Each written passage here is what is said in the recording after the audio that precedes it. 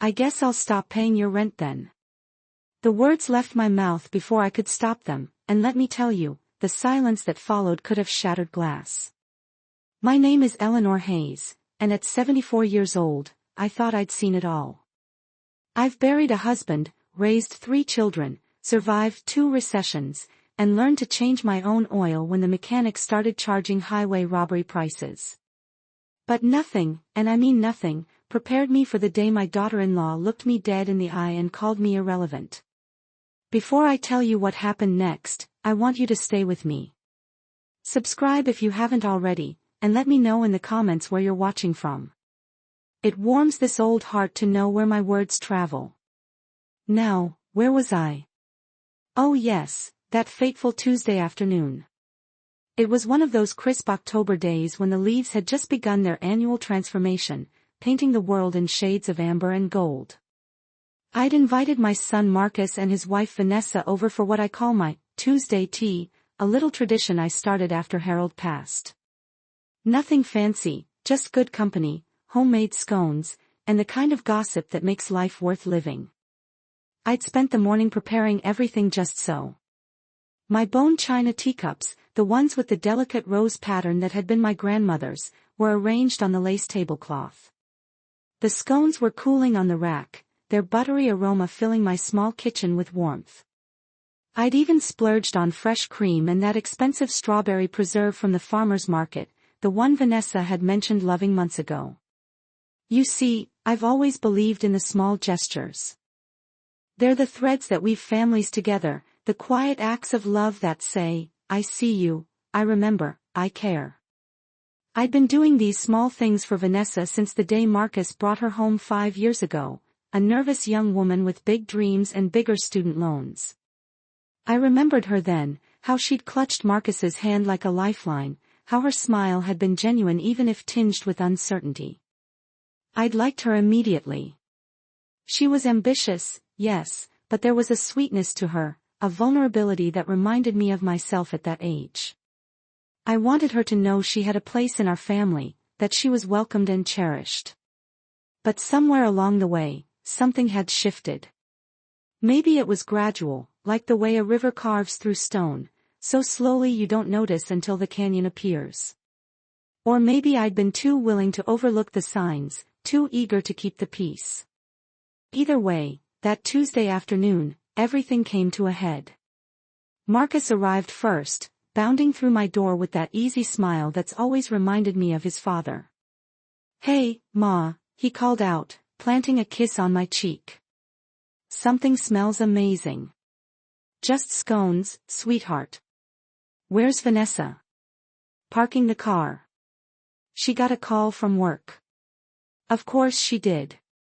Vanessa's job at that marketing firm had become her whole identity. I understood ambition. Lord knows I'd worked 3 jobs to put my kids through college, but there's a difference between ambition and obsession. Lately, Vanessa seemed to be living more in her phone than in the present moment. When she finally walked in, her eyes were glued to that glowing screen, thumbs flying across the keyboard with practiced precision. She barely glanced up as she mumbled a greeting, heading straight for the couch without so much as a hello kiss or a thank you for the invitation. I felt a small prick of disappointment but pushed it aside. We all have bad days, I told myself. Maybe she's dealing with a crisis at work. Maybe her boss is being unreasonable. I'd give her grace, just as I always had. We settled into the living room, Marcus chattering about his latest project at the architecture firm while I poured the tea. Vanessa remained on her phone, occasionally letting out little huffs of annoyance or tapping more aggressively at the screen. I tried to draw her into conversation, asking about her mother's recent surgery, commenting on her new haircut, anything to bridge the growing distance I felt between us. Nothing worked. Finally, Marcus turned to her with gentle exasperation. Babe, can you put the phone down for a bit? Mom made your favorite scones. Vanessa looked up then, and the expression on her face made my blood run cold. It wasn't anger exactly, but something worse, a kind of condescending amusement, like she was humoring a child who didn't know any better. Right, she said, setting her phone face up on the coffee table where it continued to buzz with notifications. Sorry, Eleanor. It's just that some of us have real careers to manage. Not everyone can spend their afternoons baking and watching daytime television. The room went still. Even Marcus, who'd inherited his father's diplomatic nature, looked shocked. I felt the words land like stones in my chest. Real careers. The implication was clear: whatever I'd done with my life, whatever I was doing now, wasn't real. Wasn't important. Wasn't worth her time or attention. I took a slow sip of my tea, buying myself a moment. My mother's voice echoed in my head: never let them see you rattled, Ellie. Keep your dignity, always. I see, I said quietly. And here I thought spending time with family was important too. Vanessa had the grace to look slightly uncomfortable, but she pressed on, perhaps feeling the need to justify her rudeness. It's just different for my generation, you know. We have to work twice as hard to get half as far. My parents understand that. They've built an empire from nothing. They know what real success looks like. Ah, there it was. The comparison I'd heard a dozen times before, each one cutting a little deeper. Vanessa's parents, Richard and Caroline, owned a chain of dry-cleaning businesses. Successful, yes, but the way Vanessa talked about them, you'd think they were running Fortune 500 companies. Your parents have done very well, I acknowledged, keeping my voice level. You're lucky to have their support. Support? Vanessa laughed, and there was an edge to it that made me straighten in my chair. They've given us everything, Eleanor. The down payment for our condo, help with the car payments, connections that have helped Marcus's career. They understand that family means investing in your children's future, not just. She waved her hand vaguely around my modest living room, offering tea and sympathy. I watched Marcus's face flush with embarrassment. He opened his mouth to speak, but I held up a hand. This moment, I realized, had been building for years. All the small slights I'd overlooked, all the times I'd bitten my tongue, all the ways I'd tried to make myself smaller to accommodate Vanessa's sharp edges, it had all led here. Vanessa, I said, setting down my teacup with deliberate care, do you know where that down payment for your condo actually came from? She blinked, caught off guard by the question. My parents, obviously. They wrote us a check for $50,000. And do you know where your parents got that money? Now she looked confused, glancing at Marcus for support, but he seemed equally lost. What are you talking about? They have successful businesses. They borrowed it from me. The words hung in the air like smoke. Vanessa's mouth opened and closed, but no sound came out. Marcus had gone very pale, his scone untouched on his plate. I continued, my voice steady despite the hammering of my heart. 3 years ago, your father called me. Their businesses were struggling, they'd overextended themselves opening 2 new locations, and the bank had denied them a loan. They were facing bankruptcy. So yes, they gave you that down payment, but the money came from my retirement savings. That's not, Vanessa started, but her voice was weak now, uncertain. It is, I said firmly. And that's not all. For the past 18 months, I've been quietly covering your monthly expenses. The car payment that mysteriously never seems to be a problem. That's me. The grocery money that appears in your account every month. Me. The reason your utilities never get shut off even when Marcus's firm had that slow period. Also me. Marcus made a sound like he'd been punched in the stomach. Mom, no. You said you were comfortable. You said. I said I was fine because I wanted you to feel secure, I interrupted gently. I wanted you both to focus on building your life without worrying about money. I knew how hard you were working, how much pressure you were under. I turned back to Vanessa. And I did it because that's what family does. We support each other, not for recognition or gratitude, but because love doesn't come with conditions. Vanessa had tears streaming down her face now, her expensive makeup running in dark rivulets. I didn't know, she whispered. My parents never said, they always talked like it was their money, their success. Your parents were trying to protect their pride, I said, softer now. We all do foolish things when we're scared. But sweetheart, success isn't measured in bank accounts or business empires. It's measured in the people who show up, day after day, doing the quiet work of loving and supporting their families. The confession opened a floodgate. Vanessa, it turned out, had been carrying her own burdens. Her parents' empire was crumbling. The new locations had failed, and they were now facing the very bankruptcy I'd helped them avoid years ago. They'd been pressuring Vanessa and Marcus for money, spinning stories about their success while desperately trying to maintain appearances.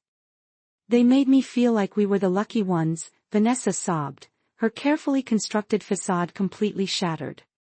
Like we were the failures for not being as successful as them.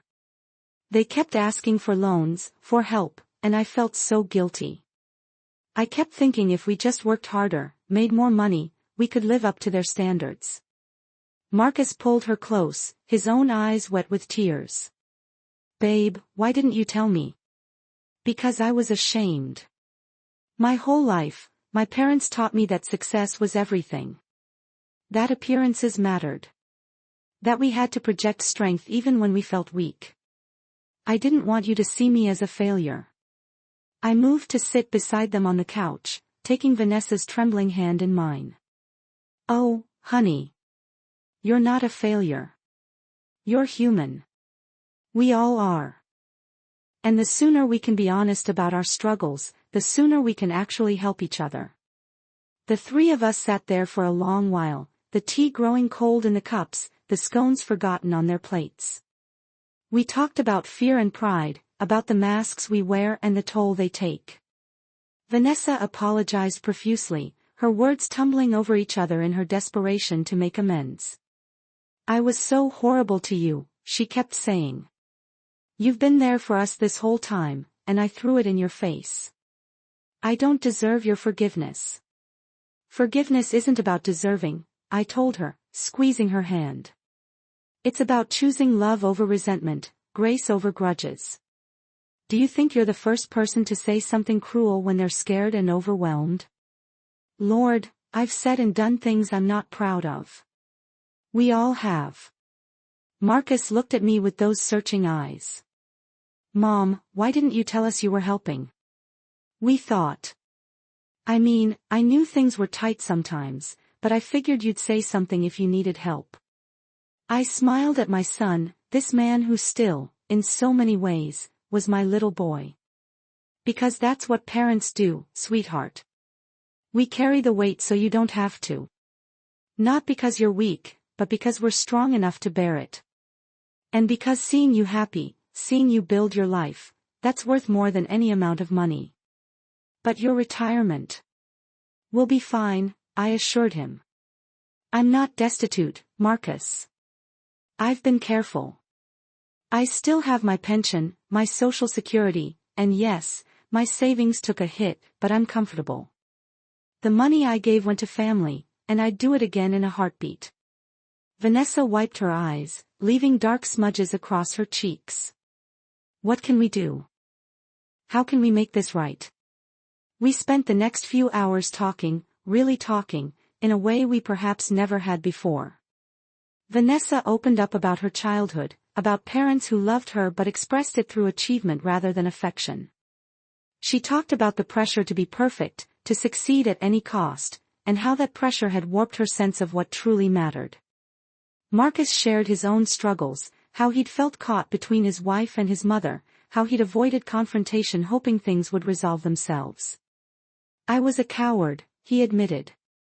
I should have spoken up, should have been honest about what was going on. You were trying to keep the peace, I said. There's no shame in that. But sometimes peace requires truth, even when it's uncomfortable. We made a plan that afternoon. Vanessa would have a difficult conversation with her parents about their financial situation and their need to be honest. Marcus would take a more active role in the family's finances, ensuring transparency about where money was coming from and going. And I, for my part, promised to be more open about my own limitations and needs. No more secret support, Marcus insisted. If we need help, we'll ask. And if you need help, you'll tell us. Deal? Deal, I agreed, though part of me knew that breaking the habit of a lifetime wouldn't be easy. Before they left that evening, Vanessa hugged me tightly, her voice thick with emotion. Thank you for not giving up on me. Even when I was awful, even when I didn't deserve it. Family doesn't give up on family, I told her. Even when it's hard. Especially when it's hard. Now, as I sit here in my favorite armchair, the one Harold and I picked out 40 years ago, I find myself thinking about the nature of family. It's messy, complicated, sometimes painful. We hurt each other, often unintentionally, sometimes deliberately. We carry grudges and nurse wounds. We make assumptions and jump to conclusions. But we also have the capacity for extraordinary grace. In the weeks following that Tuesday tea, things changed in our family. Not overnight, real change never happens that way, but gradually, steadily. Vanessa started coming by more often, and not just for special occasions. Sometimes she'd show up with Chinese takeout and we'd watch old movies together, laughing at the terrible special effects and melodramatic dialogue. She told me about her work, really told me, not just the sanitized version meant to impress. She talked about her fears and frustrations, her dreams and disappointments. And I listened, truly listened, without judgment or advice unless she asked for it. Marcus blossomed too, freed from the burden of keeping secrets and mediating conflicts. His architecture firm landed a major project, and he credits the clarity and focus that came from our family's newfound honesty. As for Vanessa's parents, well, that's a longer story. They're working through their own crisis, learning their own lessons about pride and honesty. Vanessa is helping them, but with boundaries now, with realistic expectations. It's not easy, but it's real, and real is always better than the alternative. I've learned some things too, at 74 years old. I've learned that you can't protect people from life by shouldering all their burdens. Sometimes the greatest gift you can give someone is the truth, even when it hurts. I've learned that appearances are worth far less than we think, and that admitting weakness takes more courage than projecting strength. Most importantly, I've learned that family isn't about perfection. It's not about having all the answers or never making mistakes. It's about showing up, day after day, choosing each other despite the flaws and failures. It's about forgiveness, not just once but over and over again. You know what's funny? That Tuesday afternoon, when everything fell apart, felt like the end of something. But it was actually a beginning. A beginning of real honesty, real connection, real family. I think about my mother sometimes, how she used to say that the best lessons are the ones that hurt a little. At the time, I thought she was being dramatic. Now I understand. Growth is painful. Change is uncomfortable. Truth can sting like antiseptic on a wound. But it heals. It always heals. Vanessa and I have developed something special now, something that goes beyond daughter-in-law and mother-in-law. We're friends. Real friends. The kind who can disagree without destroying the relationship, who can be honest without being cruel, who can love each other despite knowing all the messy, imperfect parts. Just last week, she brought me to her office. She wanted to introduce me to her colleagues, to show me what she does all day. And you know what she told them? She said, "This is Eleanor Hayes, my mother-in-law. She's the wisest person I know, and everything good in my life is because she taught me what really matters." I won't lie, I cried in the elevator on the way down. Happy tears, grateful tears, the kind that come when you realize that all the hard moments, all the difficult conversations, all the times you wanted to give up but didn't, they were worth it. So let me ask you something, dear reader, dear friend, wherever you are right now. Have you been holding on to a truth that needs telling? Are you wearing a mask that's become too heavy to bear?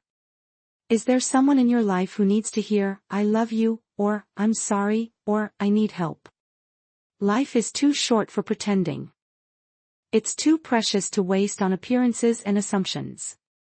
The people who matter, the ones who truly love you, they don't need you to be perfect. They just need you to be real. I've lived 7 decades on this earth, and I've seen a lot. Wars and recessions, births and deaths, triumphs and tragedies. And through it all, one truth has remained constant: love is messy, but it's worth it. Family is complicated, but it's essential. And honesty, no matter how painful, is always better than the comfortable lie. These days, my Tuesday teas have become quite the gathering. Marcus and Vanessa come, of course, but sometimes we're joined by neighbors, old friends, even Vanessa's parents on occasion. We laugh and cry and tell stories. We share our struggles and celebrate our victories. We show up for each other, imperfect and honest and real. And every time I look around that table, at the mismatched china and the homemade scones and the faces of people I love, I'm reminded of something my Harold used to say: Ellie, we're all just stumbling through this life together. Might as well hold hands while we do it. So here's my invitation to you: take off the mask. Tell the truth. Ask for help. Offer grace. Choose love over pride, honesty over appearance, connection over perfection. Because at the end of the day, when you're 74 years old and looking back on your life, you won't remember the perfect moments or the times everything went according to plan. You'll remember the people who showed up. You'll remember the truth that set you free. You'll remember the love that held you together when everything else fell apart. And you'll realize, as I have, that family, messy, complicated, infuriating, beautiful family, is the greatest gift we're given in this life. Now, I promised you I'd read all your comments, and I meant it. So tell me your story. When did you learn that honesty was worth more than appearances? What truth changed your family? How did you find your way back to each other after hurt and misunderstanding? Your stories matter. Your experiences matter. You matter. And this old heart is ready to listen. With love and gratitude. Eleanor Hayes. P.S. That recipe for my famous scones. I'll share it next time. After all, some traditions are worth keeping, and breaking bread together is one of the oldest and best.